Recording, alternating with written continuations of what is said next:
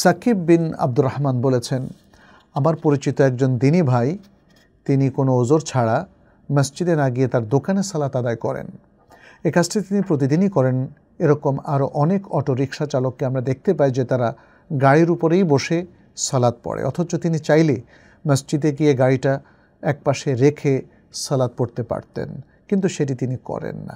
এক্ষেত্রে তাদের সালাতের গুরুত্বটা বা সওয়াবটা কীরকম হবে, অথবা এটা জায়েজ কিনা? কোনো মুসলিম পুরুষের জন্যে কোনো ওজর ছাড়া জামাত তরক করাটা জায়েজ নেই।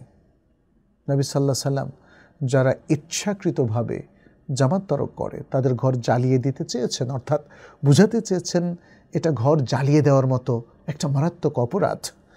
অতএব সেই কাজটা করা যাবে না। পারতপক্ষে শরঈ ওজর থাকলেই শুধু পুরুষদের জন্য জায়েজ মসজিদের সালাত না পড়া, নিজে একাকী পড়া। কী শরঈ ওজর? হতে পারে তিনি অসুস্থ, অথবা প্রচণ্ড বৃষ্টি হচ্ছে, তিনি বৃষ্টিতে ভিজে যেতে পারবেন না।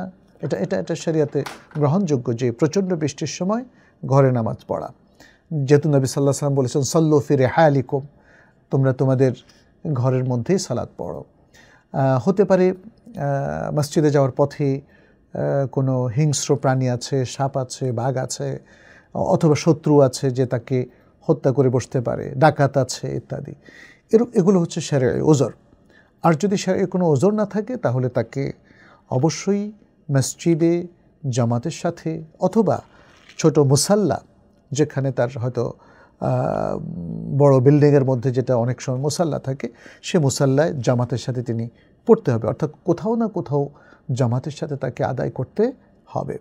তবে কোনো সন্দেহ নেই, জামাতের ক্ষেত্রে সবচেয়ে উত্তম জামাত হলো যে জামাতটা মসজিদে হয়ে থাকে, এবং তার চেয়ে একটু কম সওয়াবের জায়গা হচ্ছে ছোট ছোট মুসাল্লা।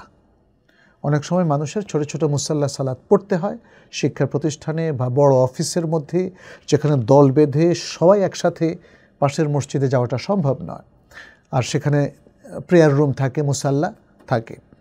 তবে কোনো কারণ ছাড়া যে কোনো জামাতকে সর্বতোভাবে বাদ দিয়ে একাকী নামাজ পড়ার অভ্যাস করা, এটা শরিয়াসম্মত নয়, এবং যারা এই অভ্যাস করছেন তারা গুনাহগার হবেন, তবে তাদের সালাত হয়ে যাবে ইনশাআল্লাহ।